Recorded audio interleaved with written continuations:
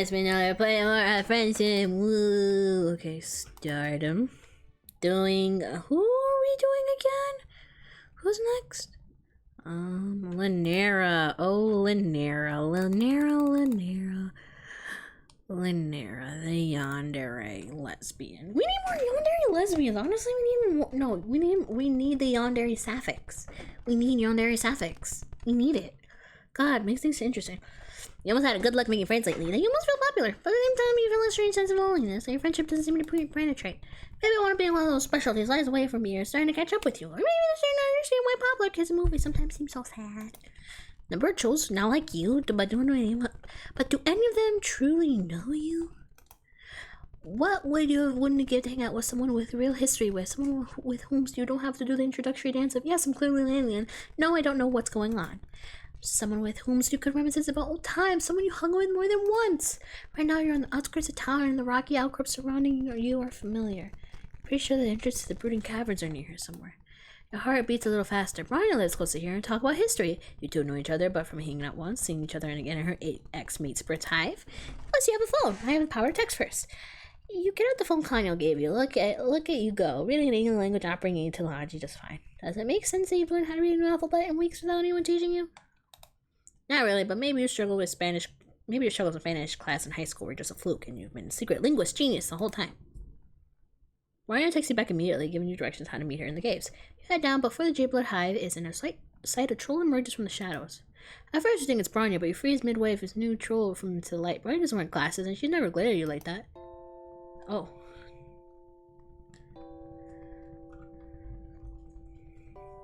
Linera, hi Linera, hi Linera.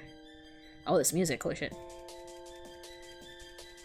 God. I'm gonna be as half of the soundtrack for Hiveswap is like really cool, like ambiance, and the rest of them are like I can't bear to listen to these for more than 10 seconds. And this one is kind of it. Oh god. It's you, I remember you. You were just here a few weeks ago, bothering Ronnie and distracting who we almost had a Lucis stampede.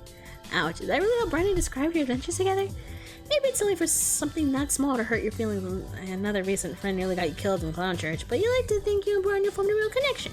She never made you feel like you were bothering her. A real connection? Is that what you think you could just come down here and text her? Holy shit, is Linera reading Bronya's messages? Does Bronya know she's been doing that? That's none of your business. Bronya and I are best friends. I'm just looking out for her. She had a lot of Jade-Blood responsibilities. It doesn't need anyone just shifty coming in and disrupting her. You have to wonder if Bronya would agree with this statement or may not be happy, and you're sure you would just like to see the person confirm for yourself. Oh, you would like that, wouldn't you? Why don't you tell me what's the nature of your relationship? Why should I allow you to hang out with her, as your text message so boldly suggested?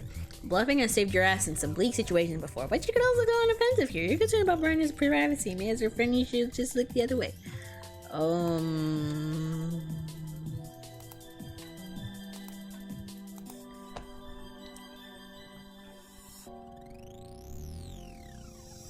Okay.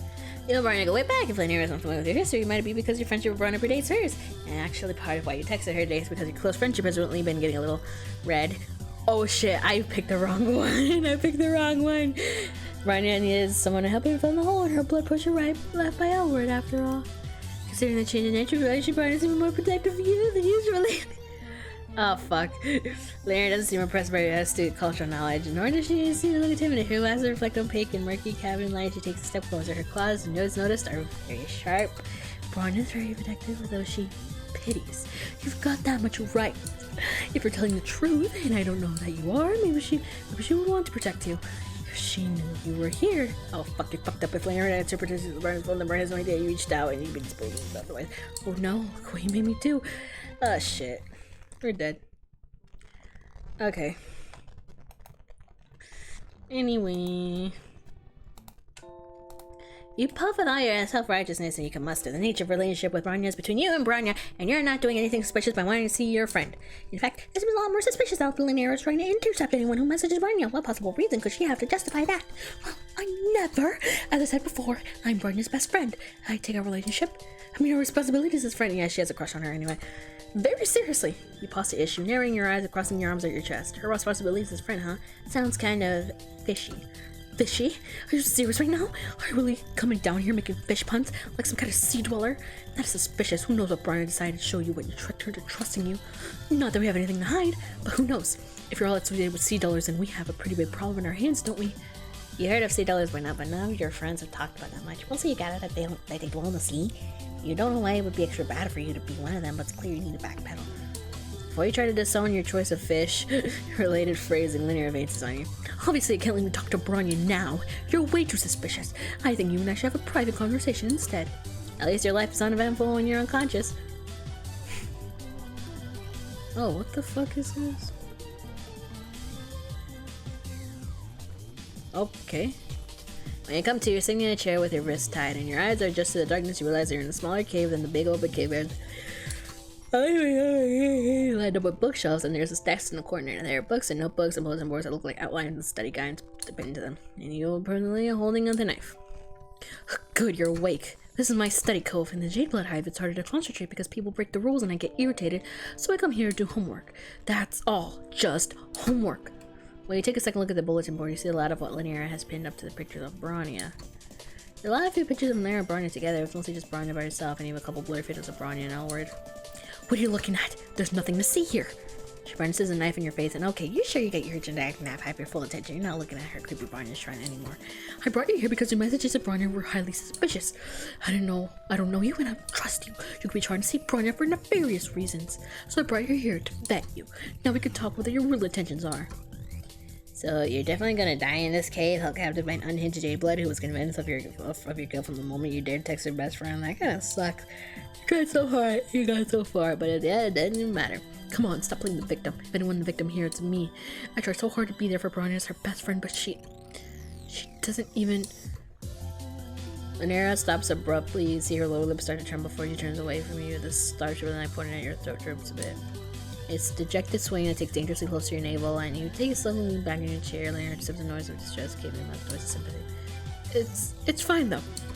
Really, it's fine. Her friendship is great. I wouldn't change anything about it. It's fine as long as she doesn't have any other friends. Because I'm her best friend. She'll be the only one she needs. Lanera's knife is now completely lowered, pointing at the floor, what gives you some hope. She seems to have forgotten about her sea dweller suspicious. Maybe if we could keep her talking about Bronya, the whole salary knowledge could be taken off the table, and she might even let you go. You rack your brain for all her knowledge of returning relationships with that you managed to compile yourself. Best friends. I have a word for that, right? You're telling her that you're sure Bronya doesn't need anyone else. If she and Bronya are Moirails, then Lanera must be very special to her. What? I never said we were Moirails. That's not even the culture I want her in. I mean, never mind. How dare you make assumptions? Hello, knife pointing in. Shit, all you meant was to say was you met your relationship with him was probably fine. You figured that once maybe quadrant together because you're a clueless alien and you're bad. I get why you would think that. Ugh, it's probably so obvious that my feelings for her are very red. Lanera hangs her head and her shoulders shake. Lanera twirls and dreads down on the shirt and not your jean tie. I know, I don't have a chance. She doesn't think of me that way. I'm her loyal friend and second in command. That's all I will ever be to her, no matter what. And I try to do a really good job at being her best friend. Because what else can I do? If I'm her best friend, then at least I'm still in her life. At least I mean something to her. Maybe it's the fact that Lanera's knife hasn't come close to your major arteries for a hot minute, or maybe it's the tears. Either way, you feel sympathy encroaching on the monopoly of that abject horror terror that previously maintained your brain's economy. You like it as a verbal sounding board for a sympathetic ear from the other trolls who deal with a crisis of other kinds. Slipping into the role of therapist for someone who's holding you hostage at night point is a new one for you, but unfortunately it's not that much of a stretch. It seems like young children will turn you have to deal with these heavy life issues by themselves, feeling so alone that they're willing to turn to an alien stranger to help them work things out. Then again, maybe life isn't that grim and it's something for human teenagers too, but you never noticed it before. Maybe everyone's too married in their own shit to look up and realize that the movies fecal matter is highways for everyone around them too. You clear your throat and speak with a much consoling gentleness so you can't bust while your head knocked you out. It seems like trying to be Bronya's best friend isn't making Lanera very happy. Of course it isn't making me happy. I can't keep her from having other friends no matter how hard I try. She's amazing and of course everyone wants to be a friend. Well, including you apparently. You barely even had a chance and you missed the night before it's waving around you. Yikes. Your friendship with Bronya is nothing like your relationship with Lanera. You don't count that as kind of competition. Bronya is one of many friends to you, and while you cherish and support her endeavors, you appreciate the joy and fulfillment that can come from having many different friends instead and depending on a single person to meet all your emotional needs. It sounds fake. Why would I ever want any other friends beside Bronya? She's my whole world. Okay, but It seemed like it's painful for Lanera to be relying on Bronya to be her whole world when Bronya isn't doing the same in return. Has Lanera ever talked to Bronya about any of this? No, never. I'm terrified to tell her how I feel. Being her best friend feels awful, but losing her would be so much worse. I can't take that risk. But if Lanera never talks to Bronya about her feelings, she'll always be unhappy because she wants more. Even if she thinks that it's unlikely that Bronya feels the same way, maybe open communication with her friend could help Lanera process her feelings and move on. You know that Lanera has a big heart, a blood pusher, and many fine qualities. She doesn't deserve to be stuck in this unhappy, unrequited relationship purgatory forever. Wow, you really think I have fine qualities? You try very hard not to think about the glint of the knife. Sure, Lanera has positive qualities. She's loyal, well-organized, and studious and caring. Some trolls out there are going to want the same kind of closeness from her that Lanera is looking for. She owes it to herself to take actions that lead to happiness instead of being stuck in a sad situation forever. I don't know. Maybe you're right or maybe you're wrong. But I don't want to move on, even if I know I should. I just want to be with Bronya forever. Lanera crumbles to the ground, dropping the knife, sobbing into her hands. It's hard not to watch someone in much distress, but I want to help them. There's a hand of her misery distracted her, and they're all just trying to escape. You know what? Let's try and comfort. Let's try comfort. Let's attempt comfort. Yeah, remember what you did for Polypa when she upset? Sitting in a chair with both hands tied, but you can't, fuck. Hands tied behind you doesn't make for ideal shush-papping conditions, but maybe you can approximate the gesture. There's Huddle crying on the floor, and you think you can maybe get close enough to lean your knee against her back of her or something? Perhaps you may interpret as a way of classic palm cheek move. Move your chair closer to her, but you lose balance while on top of the floor. Lanera's card knife is right there, sharp edge ready to plunge right into your incoming soft body, and the Lanera moves quickly and grabs your chair and saves your life. Oh shit, that was a close one! You really could have died! She stares at the knife with huge brown eyes, please shaking your near-death experiences just now. Considering how often you really die these days, you feel more blasé about it, but you're glad it's having an impact on her if it makes her rethink the whole kidnap and stab thing. I'm so sorry. I didn't want to actually die. I saw what you were doing with that chair when you fell. You were trying to do the traditionally seated front hinge shush pap because I was upset. It's very kind of you to try to console me. I never thought you were a sea dweller, you know? Maybe what I'm doing is wrong. Lanera sets her jaw with conviction and get one slash, cuts you free from her bonds to get to your feet suddenly a bit when your leg fell asleep. You can't believe you're getting out of the situation without any blood loss. You feel positively elated about this turn of events, but Lanera still looks sad. You're free to go. You must think I'm the worst of me after all this. But you're not gonna lie, this wasn't the best start to a friendship you ever had, but horrifyingly enough, it also wasn't the worst. You feel for Lanera. You want her to show a real friend making a aficionado gets out there and meets people. You think making new friends could help you feel less clingy about Bronya. Oh, and you really do that for me? I'm not sure about new friends, but you just seem to know what you're talking about. You don't know what to go with Lanera to teach her to make friends. She's probably a little bit too uptight to join music clubs you've been to, and you don't think that troll studying in a book hive would take kind of a lot of friendly conversations. You decided to go to the cafe that Elward introduced you to. Thankfully, you're not having an excessive bodily force poetry night since you're not sure that will be Lanera's scene. There are a number of ceruleans here, and you also spot a few indigos and teals and a cluster of defiant-looking bloods with some yellows all sitting together. The crowd is overall less fierce and undercutter than you were. You order the drinks, already taking for granted your newly acquired skill of reading troll language. Lanera is fidgeting when you sit down with her. This may come as a shock to you, but I don't get out the caverns very much. I don't have time. There's so much to learn about jade blood life and troll reproduction. The board needs my help to maintain order. It's not very often that I have to interact with trolls of other blood colors. I'm not sure we're making her uncomfortable. The trolls around here are lower than her on the hemo spectrum, or those. You're not sure what's making her uncomfortable. The trolls around here that are lower than her on the hemo spectrum, or those that are higher. You work towards now that jades are right in the middle, so Lanera identifies with neither having the haves nor the have-nots. With that, remember, neutrality is a big concept from jades. You assure Lanera that it's natural to be a little nervous. Most people feel like that when they're stepping out of their comfort zone making a friend. If there's one thing you learn as Alternia's resident friend-making expert is that terror and embarrassment are par for the course, but it's worth it in the end. I'm not nervous or embarrassed, I don't know. Everyone seems disorganized and suspicious and untrustworthy and unknown. You have to bite your lip to keep from laughing. It's not even funny, it's just Lanera's hissing all her words and leaning in towards and glaring at the rest of the room, and the overall effect is weirdly endearing. Like someone put on a 1950s school uniform on a feral cat. Before you can try and get to reach her, a neutral ambles to your table. She looks friendly with a family amble. She's wearing glasses, carrying a book bag, and has a teal symbol on her chest. So she might be a nerd like Lanera. This could be a new friend match. New friend. Wow. Real creative with the name. Hi guys. I think I've seen you around before. Do you also study at the book hive? You open your mouth to invite your friend. Sit down before you get there. That is not precisely. What do you even want to know?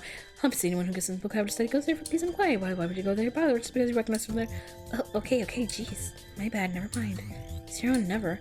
Just like that, a golden number 2 of your friendship has gone in a puff of smoke. When I was thinking being so rude, doesn't you have to learn how to make friends? I changed my mind, okay? So I could be friends with any of these people here. I don't know them, but not like I know you. Surprised to hear that Leona feels so positive when she was ready to stab you an hour ago. She takes your hand in both her hands, squeezing your fingers tight. I know we didn't get off to a great start. That's my fault, but I can make it up to you. We're friends now. We'll be friends forever. And we'll call anyone who ever thinks about trying to fuck with you. That's not the quite the lesson you have to teaching her about making friends. And maybe with their friends and laws, they possess the streak, despite all of it, you don't want Friday has to work okay if all your ready. And you believe there's a chance. You believe that Leona will be capable of healthy friendship today. It takes time, I guess. It just takes time.